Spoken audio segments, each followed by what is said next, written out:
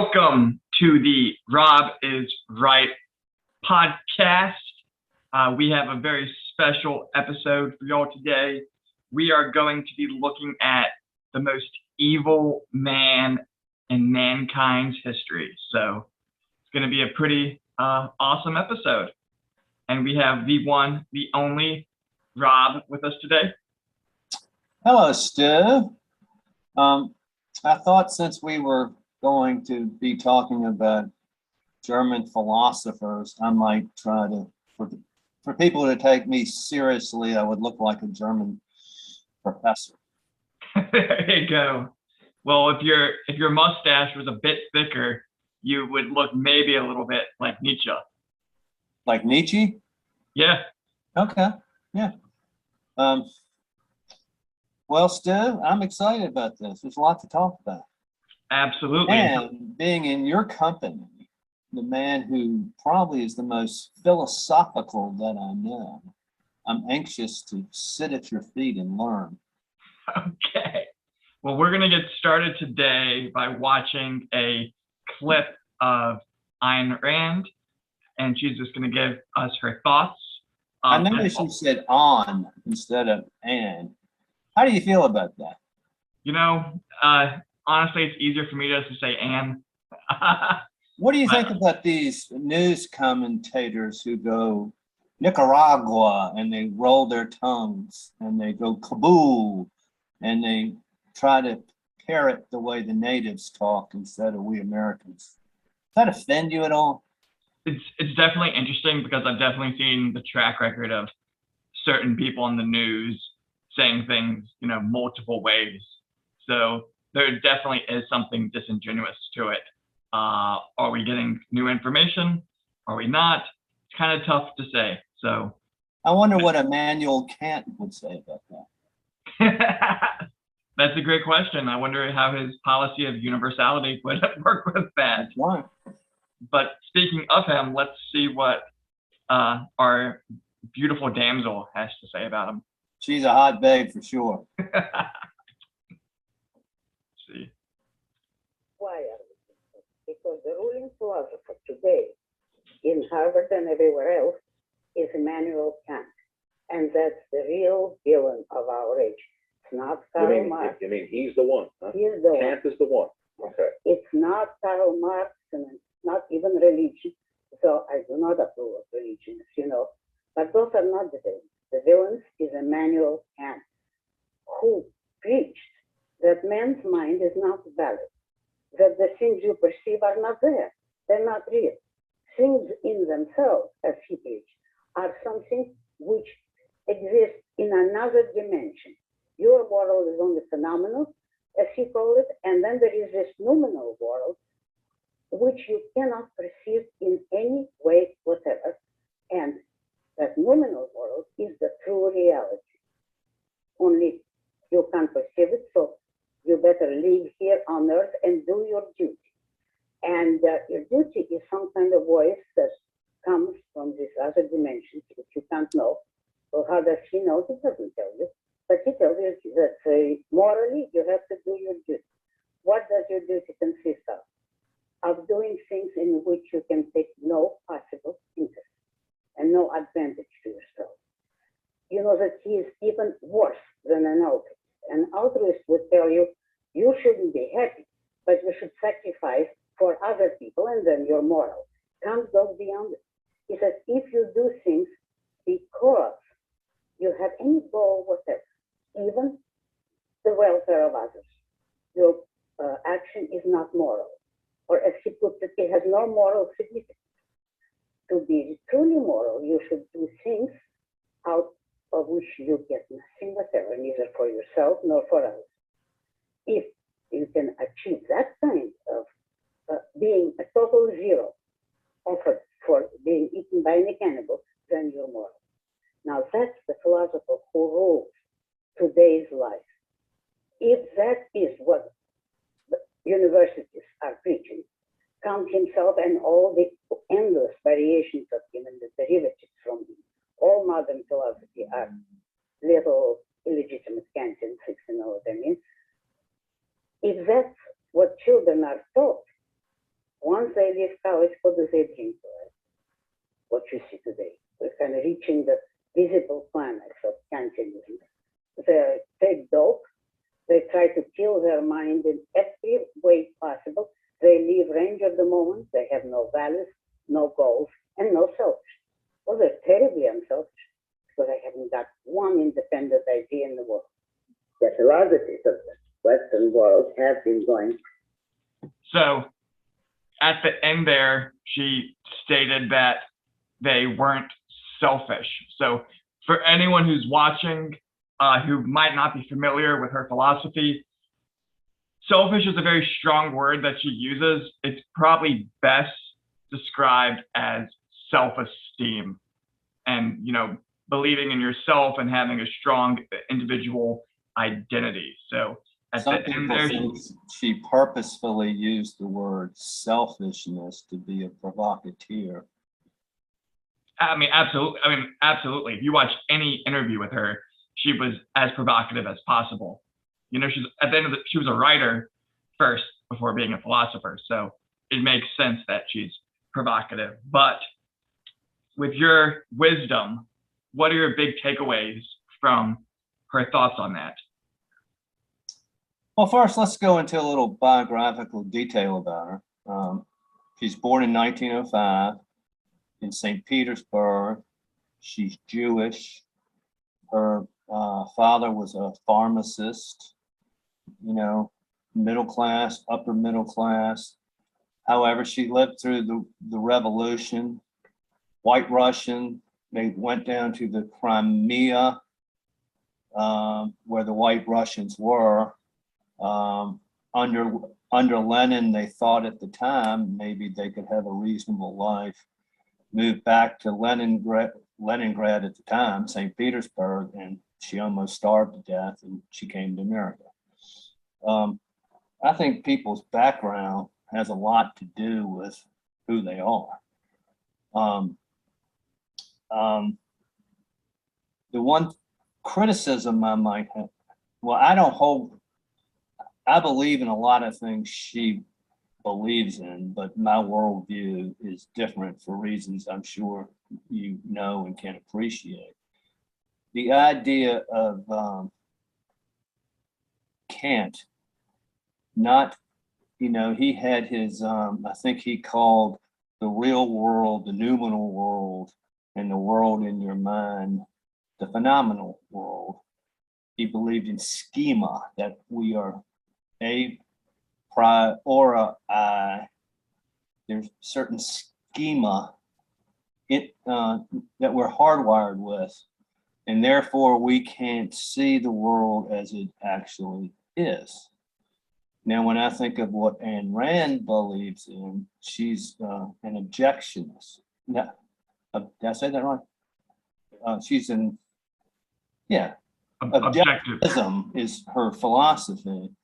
And I believe this as well, is that she believes in reality and facts and self-evidence.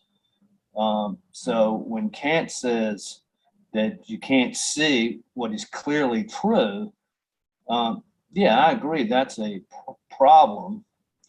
Kant was a university professor, and you would know more about this than I would. But in the age of enlightenment, maybe they're writing back and forth. Everybody's trying to come up with their new pamphlet. Does he really mean what he says? Or does he mean this in some sort of abstract way?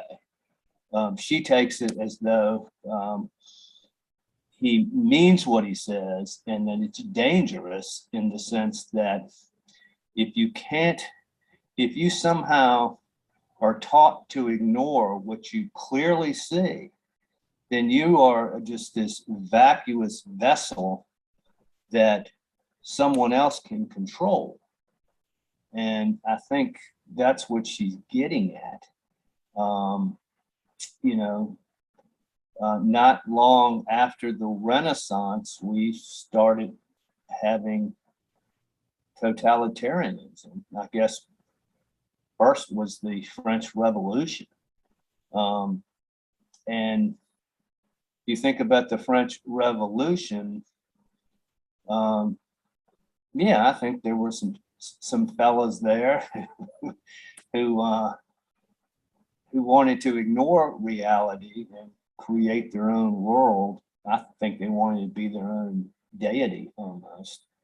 And when you're decapitating people, honorable people of achievement in the street, and somehow you think that's all right, somebody else must have put that word in your mind, or that thought in your mind. What say you, oh money stew? Hey, that rhyme. Okay. Well, I think I would like to go back to, she definitely sees that Kant's thoughts would lead to some sort of collectivist mindset. And so when we look at the ethics of Kant, one of the big things we're seeing are two of his rules. One of them is you have to be able to approach your morality in a universalistic way. So if you apply the rule, so you can't steal something, because if everyone stole something, society would not be able to function. So all of your policies have to work like that. So think of your conduct in that sense. Also, in that same vein, we're looking at Kant as someone who's also preaching, respect other people, which, both of us do, but he's taking it one step further, where you have to be super, super, super, super consciously aware of not treating people as an ends to a mean.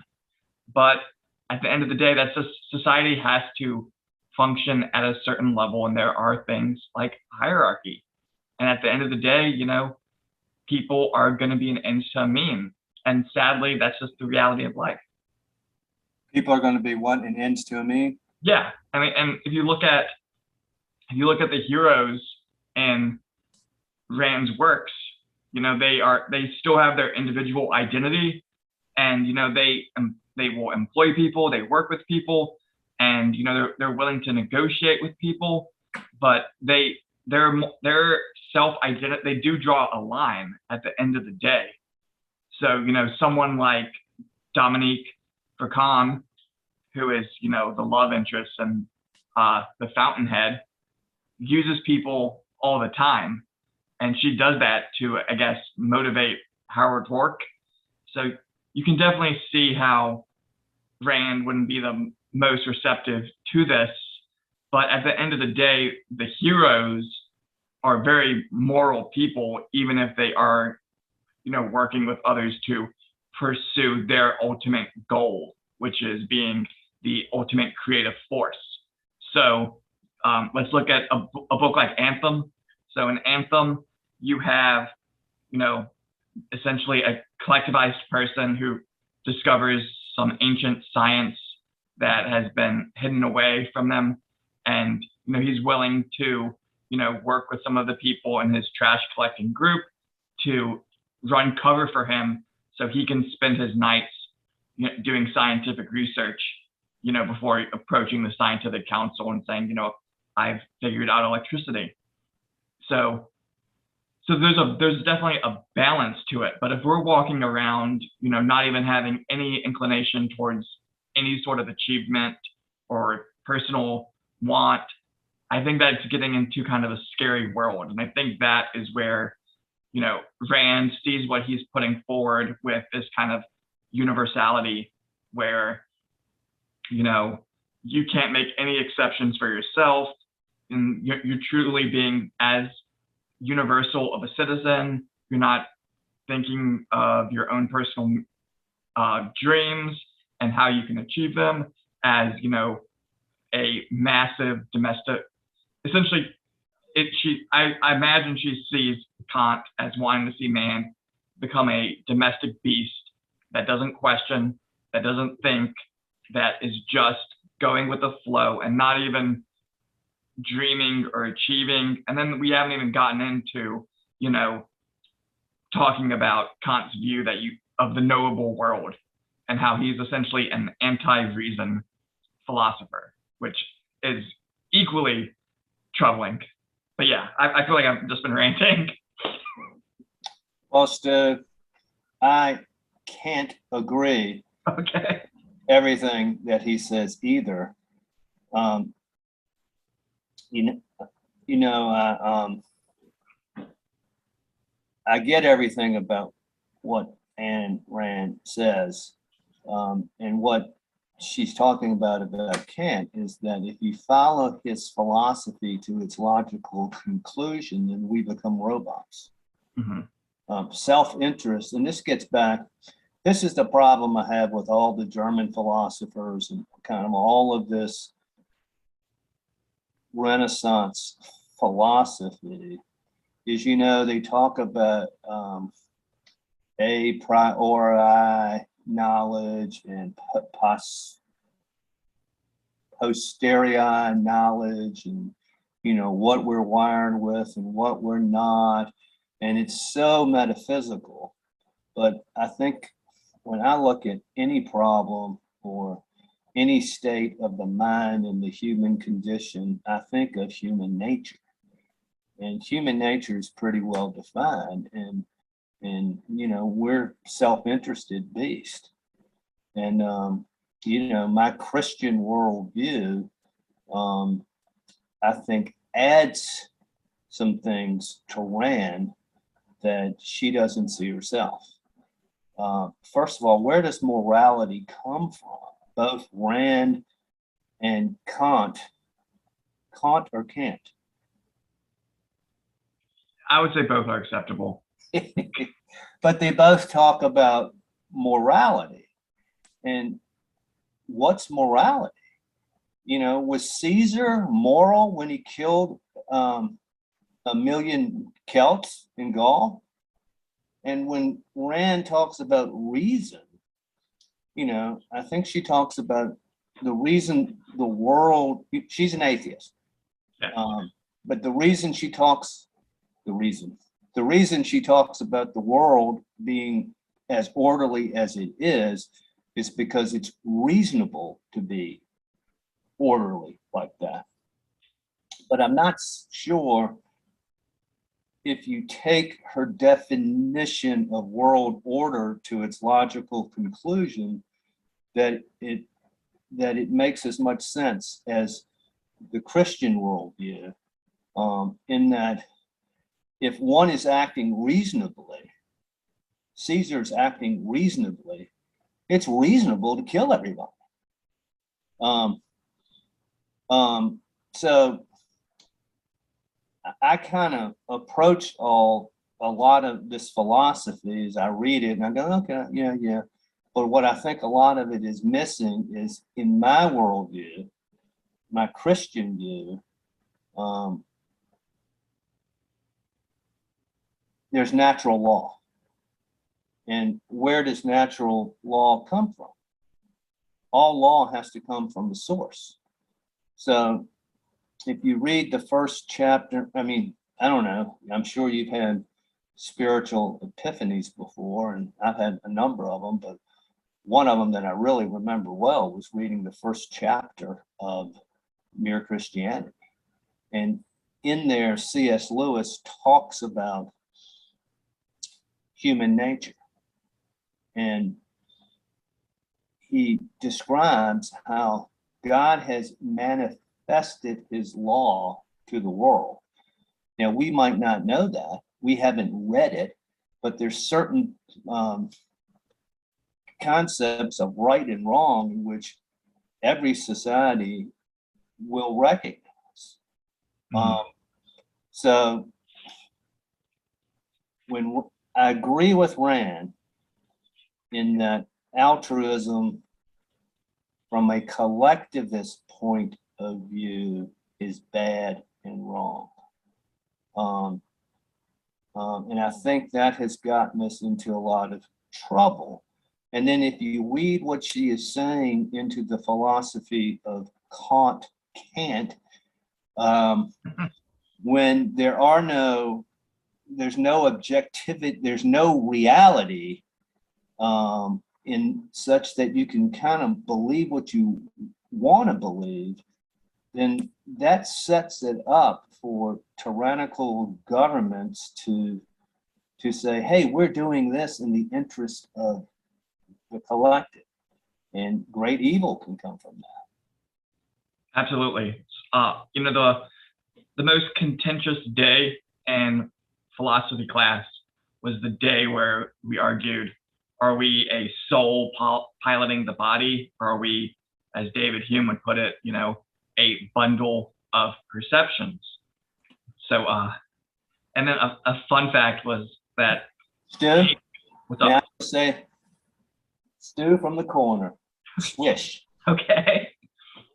And so, weirdly enough, that class was taught by one of KG's ex-girlfriends. KG's ex-girlfriends? Yeah. Who's that? Emsweiler. Who? Her last name was Emsweiler. Oh, okay. But she apparently babysat me as a young kid with KG. So, but but we can look rude or unbecoming of our family. Yeah, but we can look at that, and you can see how we can feel both are true. I think of someone like Ray Charles.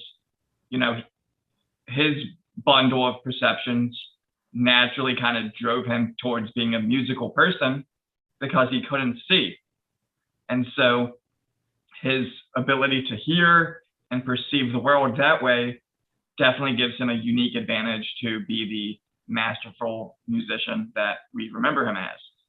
But at the same time, there is something about us feeling like we're piloting our body as a soul that definitely resonates as well. And so of all the things we talked about, that was the issue where we kind of looked really deep into what our human reality is, that really kind of was as heated as it ever got.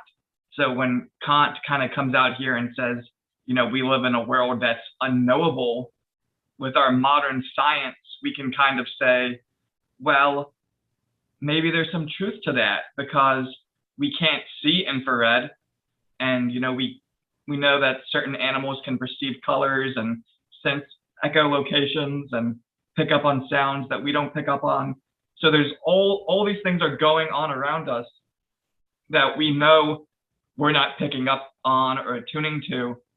However, I can look at someone like Ayn Rand and say, well, we've developed the technology to be able to know that these things exist using human reason.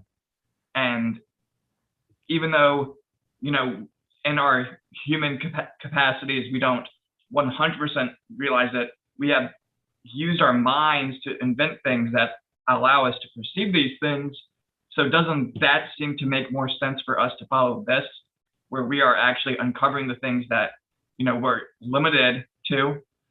So it definitely gets into a weird area where we can see the truth of maybe both of them at times. One of the, the greatness of the political renaissance, we talk about John Locke and our founding fathers and others, is it was Aristotelian philosophy, in which one looked at facts and history and then used reason to interpret that.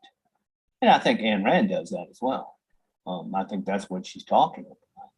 And what you just said, if you look at it from the other way, how do you ever achieve anything in society if you can't see things objectively as we see them?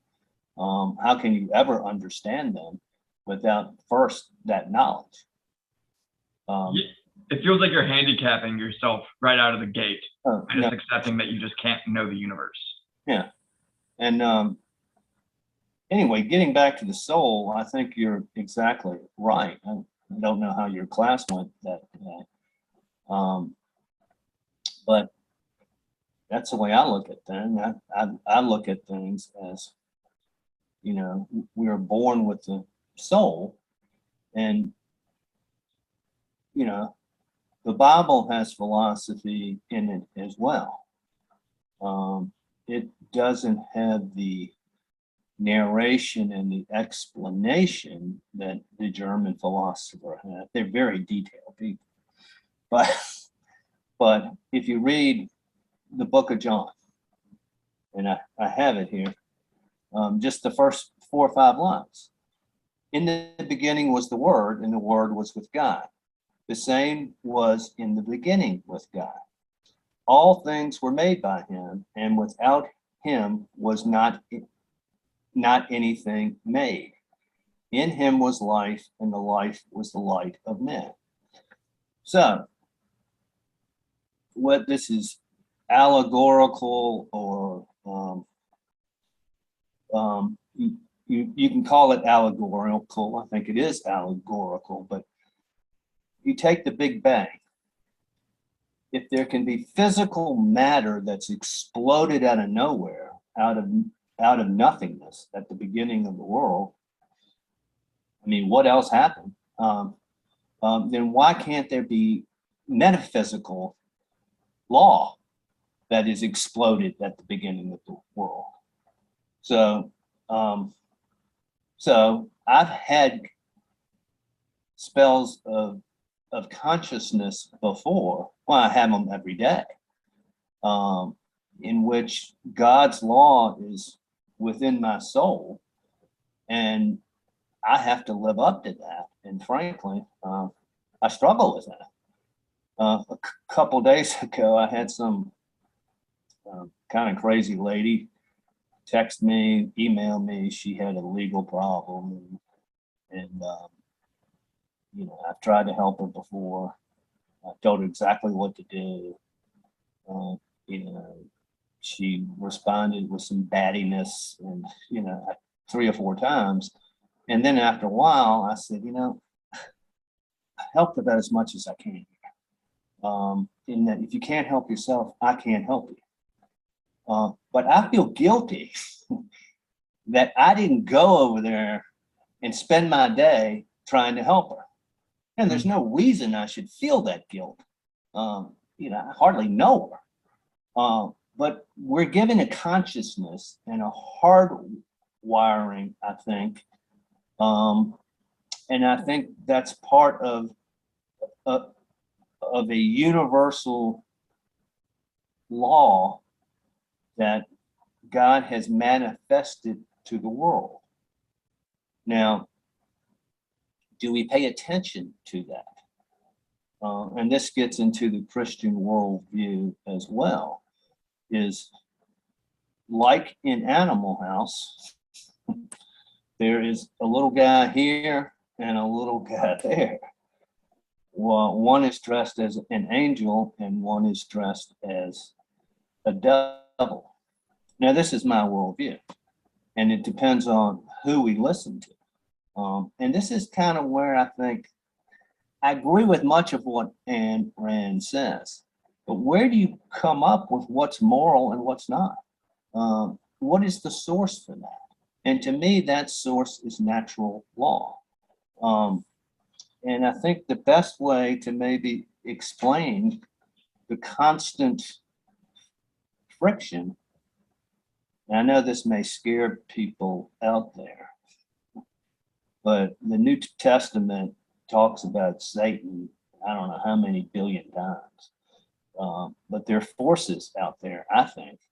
And I'll read you just what Paul says in Ephesians. And I think this is my worldview on our struggles. Finally, be strong in the Lord and in his mighty power. Put on the full armor of God so that you can take your stand against the devil's schemes. For our struggle is not against flesh and blood, but against the rulers, against the authorities, against the powers of this dark world, and against the spiritual forces of evil in the heavenly realms. And I think, at least for me, I agree with what Ayn Rand says, but I would add this natural law and our consciousness to it, because there has to be a source from where morality derives, in my view. Well, I mean, that's, It's a struggle. I mean, what you're saying is making me think of a few things. Thinking of C.S. Lewis, but I'm also thinking of Tolkien, who both, they wrote each other all the time. They were good friends. And so in Tolkien's work is supposed to be a fantasy interpretation of, you know, the Christian morality system. And so in the creation of Middle Earth, you know, there's one God, and he has essentially these other beings that he's made, which are essentially angels. And the entire universe is essentially a symphony that they're playing. And so so they make this divine music that brings everything into existence. And evil is essentially the fallen, essentially a fallen one who essentially tries to disrupt the symphony. And so there's something almost, it almost kind of reminds me of Confucius, where, you know, you have a divine order, and, you know, you're supposed to follow the divine order, and anything that does not reverberate with that is essentially evil. And so when we look at Lewis is essentially saying that there is a universal Tao, and that is going to be the virtues that we see across all societies. And so, you know, when he writes Abolition of Man, and the appendix, he has all these essentially proverbs and maxims from all across the world. And so it will be like courage, and you can see, you know, what do they say about courage in Japan? What do they say about courage in, you know, South America? And so you can see this is clearly a universal value. And, you know, when we look at the universal values, I would say maybe that is supposed to be somewhat of a roadmap to realize, you know, this is something that is just a divine thing that is universal. You know, why is it appearing all over the place if it is not divinely wrought? Right.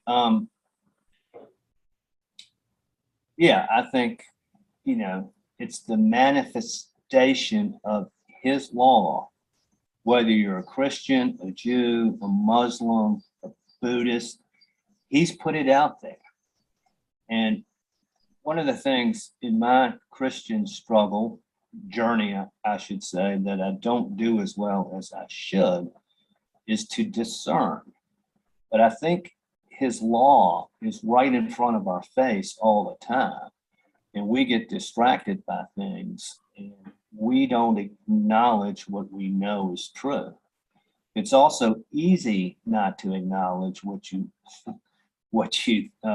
know is true, because often it's not as much fun to acknowledge that. But I think that's the world that we live in. Now, Ayn Rand talks about how being altruistic and not doing things for yourself basically can be destructive. And in many ways, I agree with that. But that does not mean that we can't struggle within, say, my Christianity to figure out when I'm being overly altruistic, or when I'm allowing this consciousness of mine to feel guilt. I think she had a real problem with guilt, right? Well, I would say yes. For Right. her, you can be altruistic, but it has to be the thing that you truly want to do. Right. So it all comes down to your identity, yourself, and pursuing what you believe to be your mission in life, no matter what. So, but I do think she thinks that we get weighed down by religion, by our consciousness and our obedience to. Now, she thinks, this is where I disagree with her, and some of these other philosophers thinks that we are culturally religious. We've been taught to think a certain way.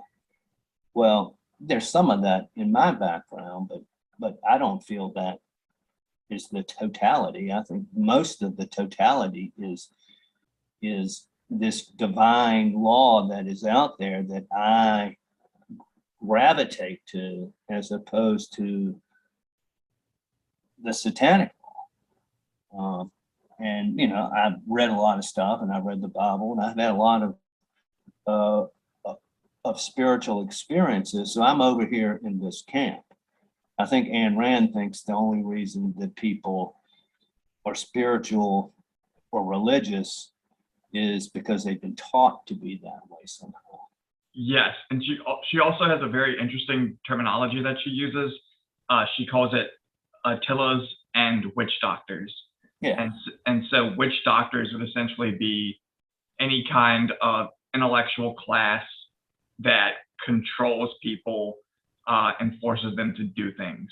And so she would see any kind of religious figure of authority possibly being a witch doctor. And that kind of follows, that's in the same vein as like Nietzsche's genealogy of morality, where you had the barbarians in power, and then the weak people essentially inverted those values and essentially created a new morality system out of that. So, by the way, Stu, at the end of this podcast, can you tell us if you were John Galt, the perfect man, or are you Nietzsche's? you might have frozen on me. Which one? You just froze for a second, but I'm guessing the question was, am I Rand's perfect hero, who the realized individual, or the Ubermensch? Or the Ubermensch, or I don't know whether you've ever read Brothers Karamazov, or Alexei, the third son. Combination of both. Okay, we don't have to answer that now. Where were we on talking about Rand?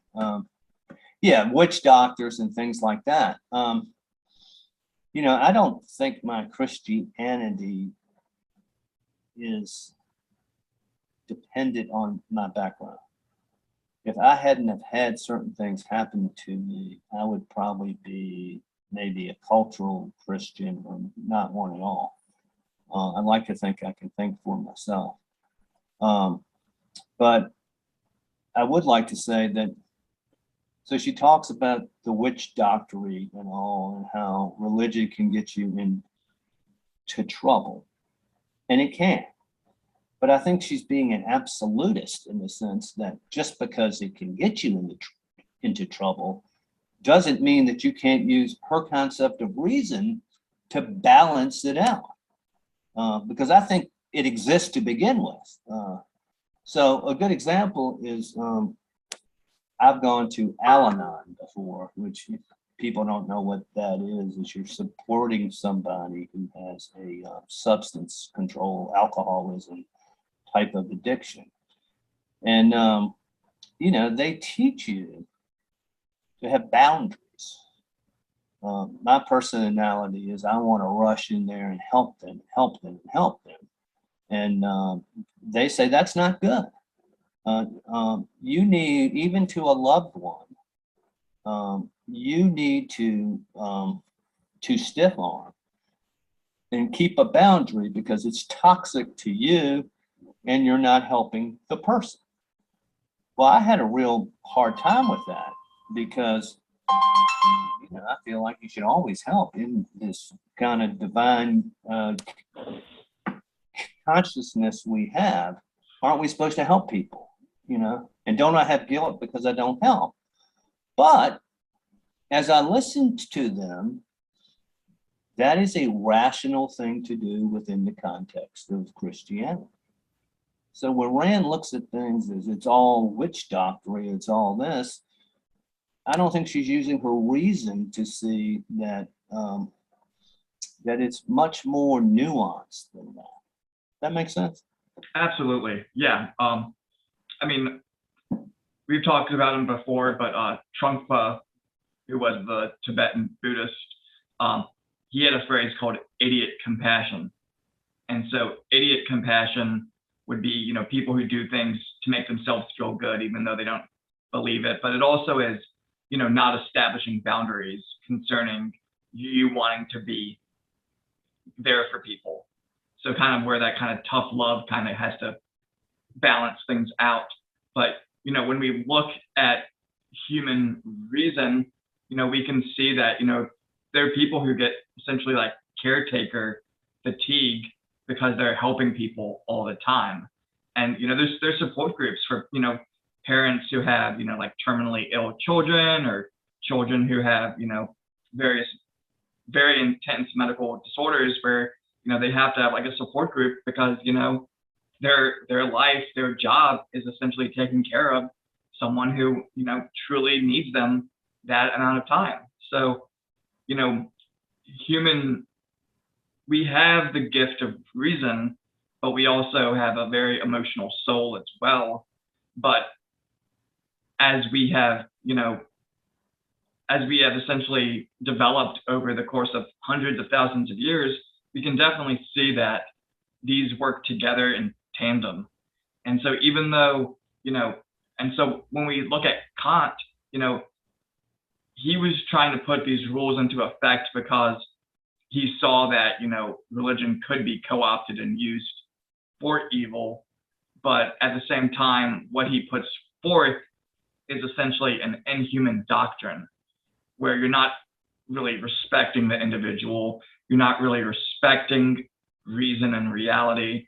So he's essentially, Well, it's essentially like someone's bleeding out from their leg and Kant wants to put a Band-Aid on it. And he's like, well, you're exactly right, because he doesn't acknowledge human nature the way we are inherently wired.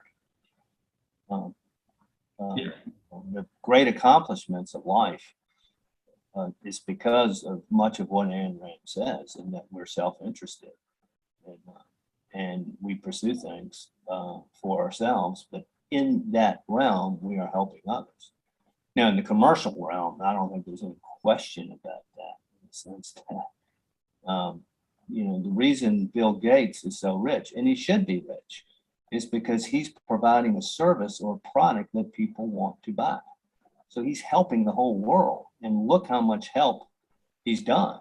Now, you might say he's crazy now, and he's kind of an oligarchical nut, and all these things. He may well be, but he has lifted the world out of poverty and provided just innumerable benefits, as well as a lot of these other high-tech folks.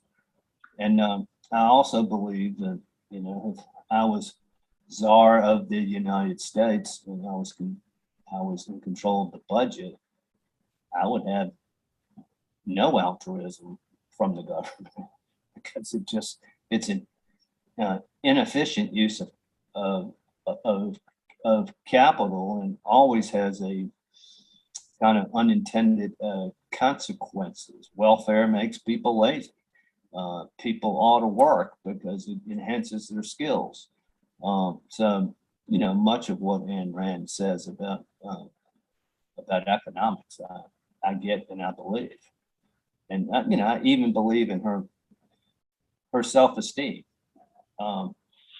Just because somebody has self-esteem and believes in themselves does not necessarily mean that they are not helpful towards others or don't want to help others. Well, it would really be interesting to see how the market would handle, a world where we had no government support programs. And I always, in some of the writings I have, I talk about a vacuum. And I think the last article I wrote on, well, not the last, but one I wrote on Real Clear Markets is, if you did away with all public education, all of it, just cut the spigot off, what would happen? And this is a human nature answer, because I know the way we are wired. I know the way that Americans are. We would do it ourselves. Oh my God, people wouldn't do that. Yeah, they would. It's the way we did it in colonial America, and it worked. And there would also be philanthropical and economical groups that would help those who can't help themselves. And it would be done in a much more efficient manner than it's being done now. Why should everybody go K, first grade, second grade, blah, blah, blah, all the way to 12?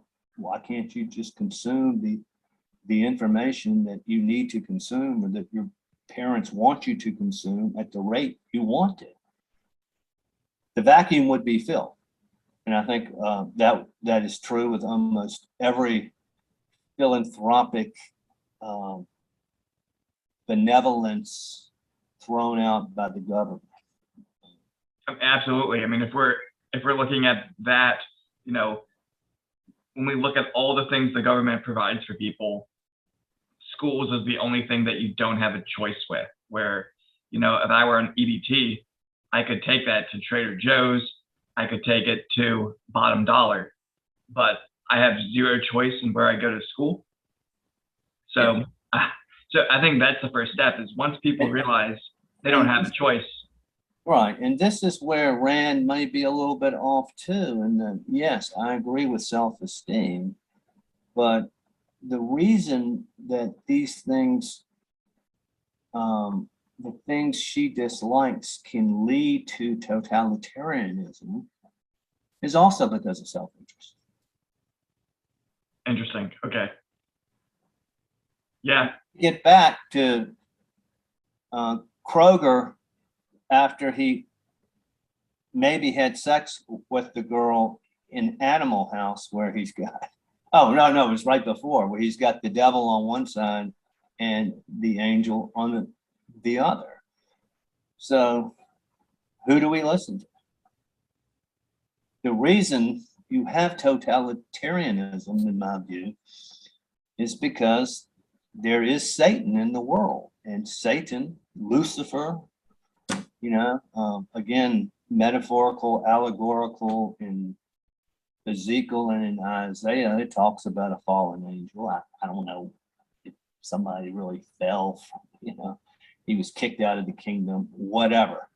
But there's evil in the world, and Satan whispers things in your ear and lies to you. And this gets kind of on the same line as what we've talked about with Kant, in that if you can't see things, you can listen to the whispering in your ear, which says, you know what, Big Ron, you deserve to be the ruler of the world. Why don't you raise a militia and kill everybody that's in your way? And then you can be the next Stalin.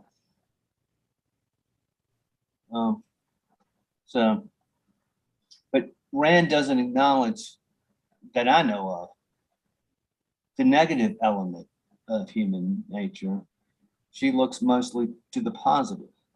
So then, and if you look at Kant, you know, what discredited me about him immediately is that he did believe that there would be a kumbaya world where we could all live in some sort of democracy and international cooperation.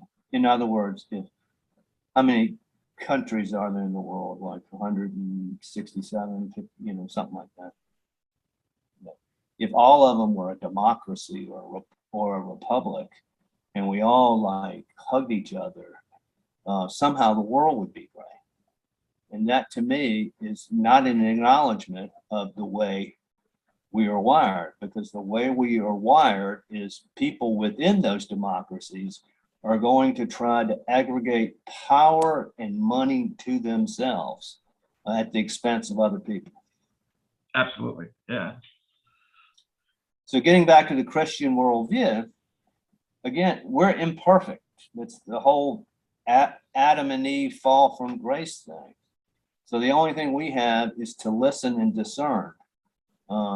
As Bob Dylan and Etta James said, who are you going to listen to? I forget who came first. Maybe it was Etta James, that song. You gotta serve somebody. I'm sorry, I got it wrong. Who are you going to serve? Most of us serve a little bit of each. No, I think you make a strong point. Yeah, I mean, Another thing, this is a very German a philosopher thing to say, but actually, it's a Latin thing to say, but what is truth? K.A. veritas. And a metaphysical thinker of the Renaissance, like Hegel and Kant and David Hume, might ask that question. And growing up, I always thought that when I heard that expression, televangelist on TV or something, what is truth? I just thought it was a platitude. But in my worldview, as I understand things now, is you get back to that first opening paragraph of the Gospel of John, when all of this was in the beginning. It was a law. God was there. We're made in His image, and the Word is there. Maybe the Greek Bible uses the word logos, which is knowledge. It was all out there in the beginning.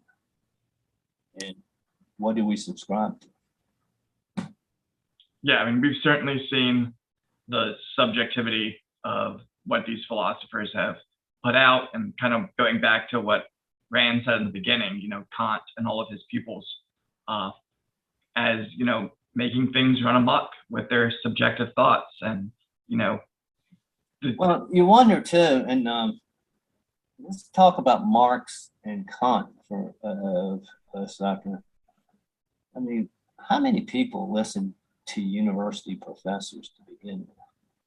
I mean, it's interesting for sure. But she talks about how he was the most evil man in the world.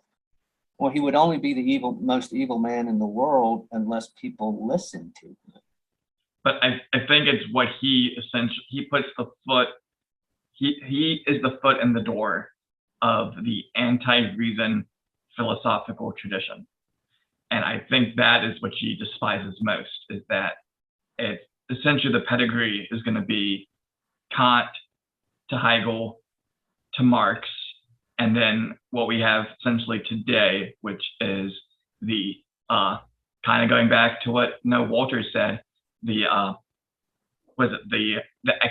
expert class. So these essentially political and philosopher professors. It says in the abolition of men as to how we might get one day where the expert class tells everybody what to do. Yeah, and I mean, to quote him, Lewis would say, in surrendering our rational reflection on their own motivations, their own motivations, the controllers, being this expert class, will no longer be recognizably human. The controlled will be robot-like, and the abolition of man will have been completed. So we have to be able to rationally reflect on life and to essentially discern the truth that is out there. I was doing some research on physics the other day, and I'm going to share my screen again with you. And I found this, and it really just kind of blew my mind, and it really kind of made me think about, sometimes I think whether it's God or whatever it is, the divine force in the universe, hides things for us to kind of see, to have faith. So can you see this right now? To have what? Faith? Yeah. Okay, yeah. So essentially this is a bicycle wheel.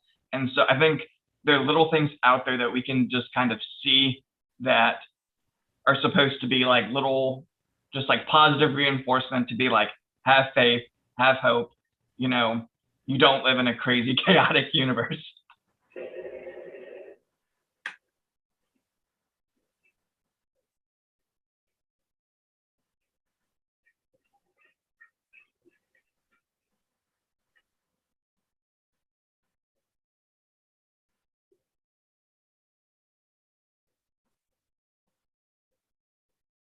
So that's force. So so the universe is designed in such a perfect way that the torque that this gyroscope bicycle wheel is giving off essentially makes it resist the torque of gravity.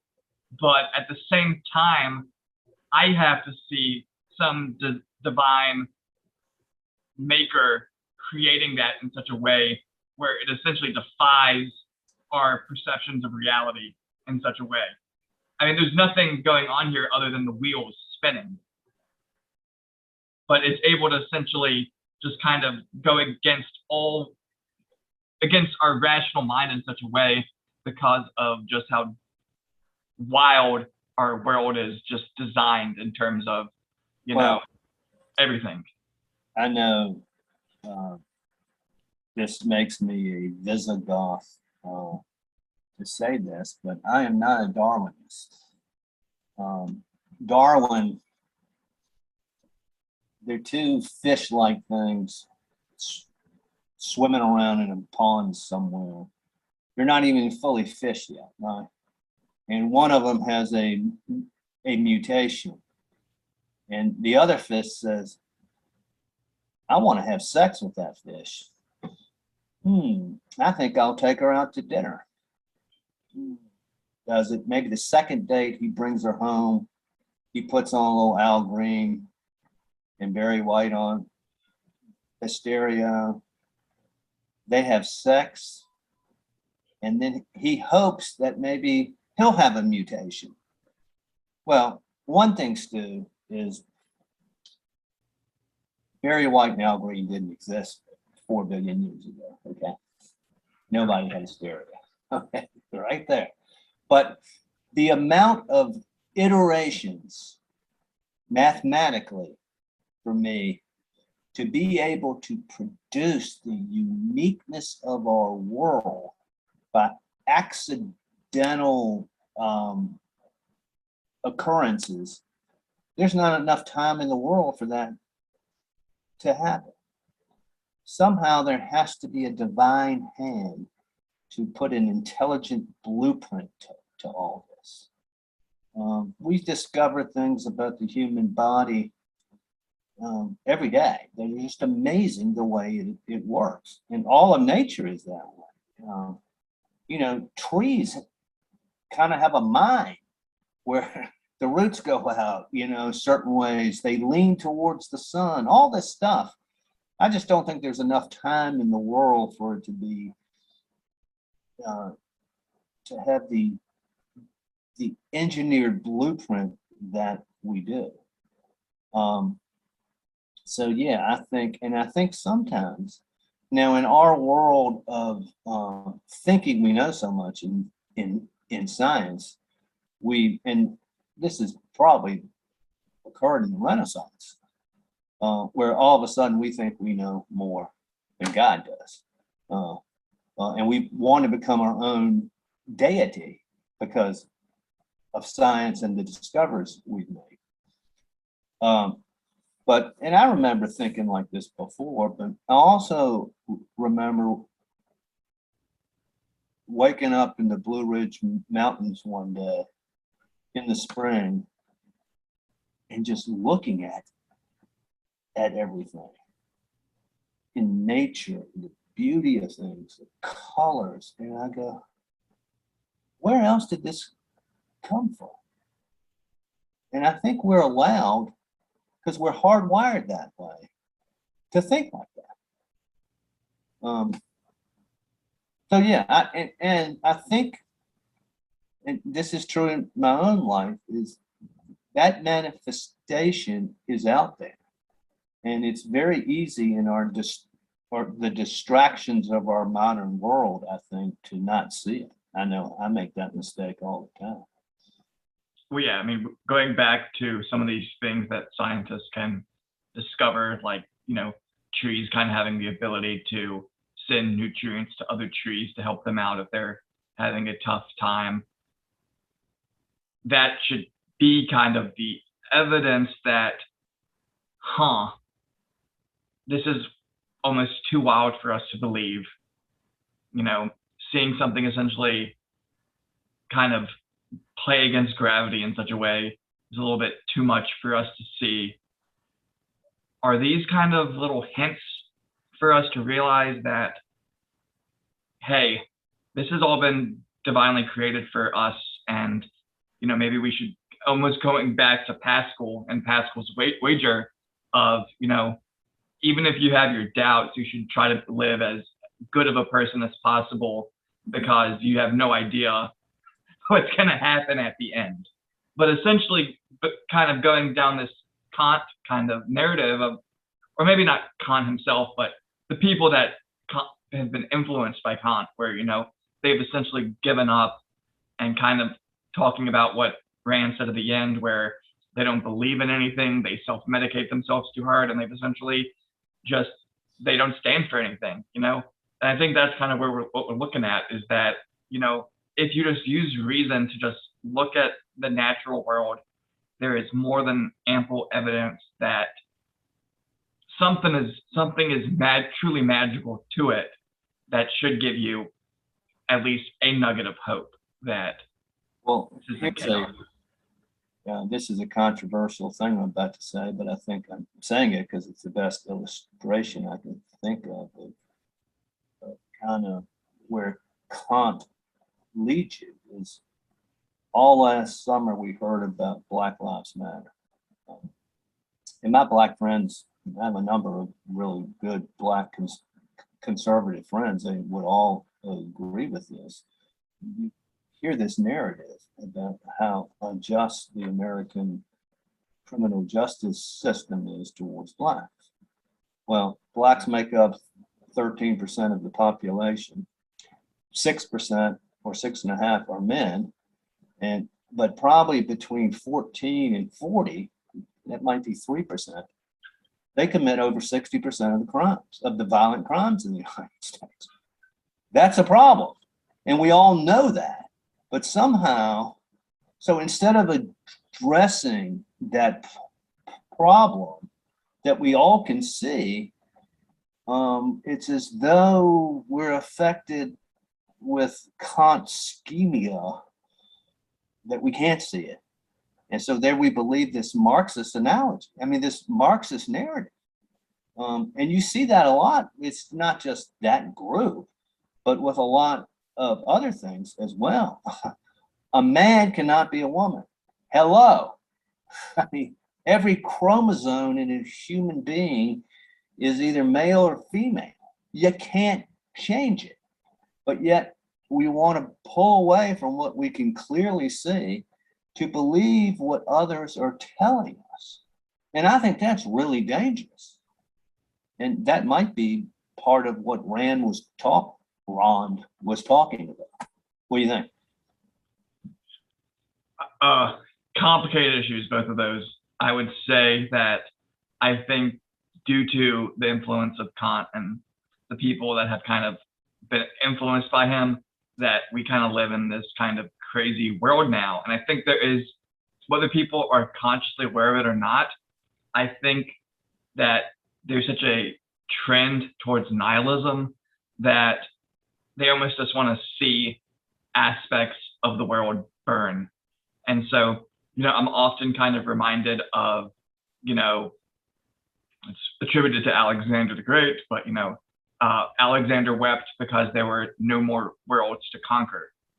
So some of these things where we look at something like gender, let's conquer gender by essentially destroying it.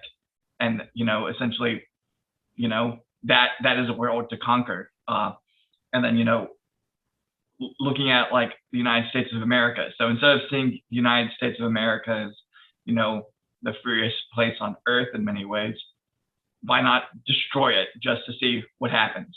So I do think this is an aspect that is now just run rampant. Well, you talk about nihilism, and let's get back to my Christian worldview. Where does that come from?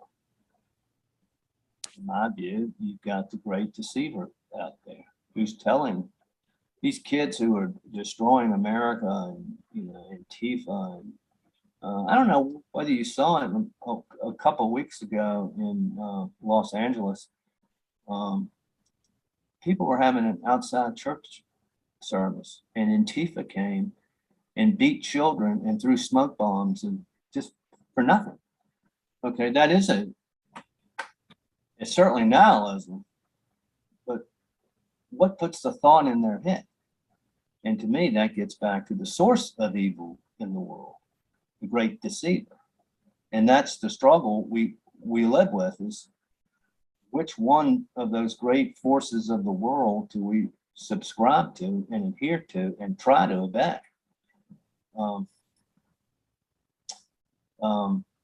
Yeah. I mean, it's troubling. I mean, but you get back, it's exactly what C.S. Lewis said about Tao, in that Tao's not taught in schools.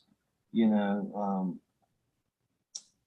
it used to be Christianity, Protestantism, Catholicism, Judaic law, no matter which one of the three you were, you grew up with the tenets of that religion, which are basically Taoisms. They're different, but they express the same tenets as what Lewis talked about as Tao. And I think kids today are totally divorced from that. And I think that's really probably the biggest problem of our generation. yeah, they're kind of becoming what Thoughts like used to. What's up? Not everybody thinks deep thoughts like you. Well, I mean, some of my thoughts are deep, some of them are shallow, but you know, Most are not shallow. okay. But I do think, you know, people are willing to use anti-reason to essentially reason out justifications to, you know, meet, I guess, kind of going back to Kant, where, you know, they are willing to use people as an end to a means. And so, you know, it's okay to do violence on children because you're saving the world from, I guess, a pandemic. So it's okay if almost anything for some greater good. Yeah. That's why Stalin killed 60 million people. You know, Pol Pot. You know, you believe in the Marxist state. You have to get there somehow. You know, it's amazing what some people have believed over the years too. I think, you know, I forget whether it was Robespierre or Rousseau, you might know, but, you know, they wrote a pamphlet about the perfect world, about their idea of utopia. And in that, they thought France ideally should be about 25,000 people at a time when their population was 20 million. You know, if you look at Marx and Engels, you and I have talked about this, they have a correspondence going back and forth where they're talking about, in order to achieve their utopia, Southern Europeans need to be eliminated. I mean, we can't have those Greeks and Italians. They're just, you know, they're not good enough smart enough, and they're too emotional to be part of this world. Then, after you eliminate them, well, you know, you gotta eliminate the bourgeois because they've got these middle class values. You can't have that. And these people actually think that way. They put it in writing. Yeah, I mean, it's like the term kulak, where it's like the term the kulaks, where, you know, essentially those were essentially it meant you were a poor farmer, and then, you know, once the revolution happens, it's, you know, well, you're in the bourgeois because you make profit off your farm, and then they keep redefining it to mean whatever you want it to mean, so you can just hurt people. Right. And so that's essentially an anti-reason philosophy, where it's, you know, we had an agreed term that, oh, this meant that, but now you're essentially reshaping it to just fit your new definition. And we see this all the time in the world. So, Well, and again, without the concept of a soul being made in the image of God, there is no limit on human depravity. Yeah. Because the ruler can pick a noble cause, altruism. It's always going to be labeled as altruism, to accomplish whatever ends it wants to achieve those goals. Yeah, it's not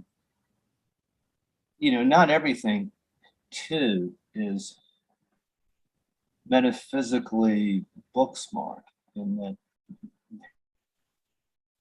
my Christian journey has a lot to do with what we might call the ethereal, things that defied logic, things that I felt they're thin spaces in the world. And they have confirmed to me the divine and heavenly sphere. And there are other people's testimonies that I've listened to, some of which I've experienced and others which I have not, that also confirm this idea that there's a natural law and we have souls and consciousnesses that can pay attention to the natural. So you would say, and maybe let's end on this. So you would say all things could be known through reason, because even, with what you just described, you had an experience, and then you have heard of other people's experiences, and they were like enough where you could actually say, I'm using my reason to say what I experienced. Not only did I personally feel, but I can actually see a pattern, which is the exact same thing that Aristotle, who Rand loved, would do, where he would essentially just get the data, study the data, and look for a pattern. Yeah, I don't know what the heavenly world is like. I can make assumptions, but I think the definition of it is probably truth. I think that's where we are led to go. But I get there through a number of different avenues, but it's the empiricalness of feeling and experiences and talking to others that allow me to use my reason to get there, if that makes sense. Okay. Yeah. So you would say not all things can be known through reason, but most things. Well, there's a difference between worldly and otherworldly. And that's where I think Rand and Kant, that's the limitations of their thinking. In that I think I'm on this earth temporarily. I have a soul that hopefully is going to survive. And people talk about, well, why do good things happen to bad people and all these other things. I can't judge why, but empirically, rationally, I'm thinking that in the course of eternity, these struggles we have here on Earth are a nanosecond. Yeah, I would say that my best logic that I've encountered for, dealing with the problem of evil, outside of just seeing it as, what you would call the impact of Lucifer, would be that maybe you choose to incarnate as someone who gets murdered, or you choose to incarnate as a child who gets cancer, to experience the struggle of that to spiritually purify yourself. But that gets into kind of a weird area where it's just like, oh, do you choose to incarnate as someone who gets addicted to meth and, you know, ruins their entire life and then ends up, I mean, so yeah, so. Yeah. Elisha, he was the third brother in Brothers Charismaev. He did that. He purposefully suffered. Thought it would make him closer to Christ. So, Stu, which one of the three are you? Are you John Galt, the Ubermensch, the Alexa, St. Thomas Aquinas? Tell me, Stu. Who are you, Stu? I think I would be Nietzsche's lion, the great beast. So that's the step before you would become the child and become the Ubermensch. So you're on your way to Ubermenschness. maybe. But essentially it's camel, lion, child. So the camel is the person who allows the problems of the world to weigh on them and break them. The lion. What's up? You've passed the camel stage. I've passed the camel's test. And then the lion essentially shouts their truth out into the world. But it still does take thoughts from other people. But the child essentially is someone who completely thinks for themselves and has developed their own complete truth without being influenced by anyone else. And that sounds like a very tough thing to achieve. So I'm sure you can get there, Stu. okay. Thank you for your faith in me. Well, that was fun, Stu. Yeah. Any closing words for the people? Geez, Stu.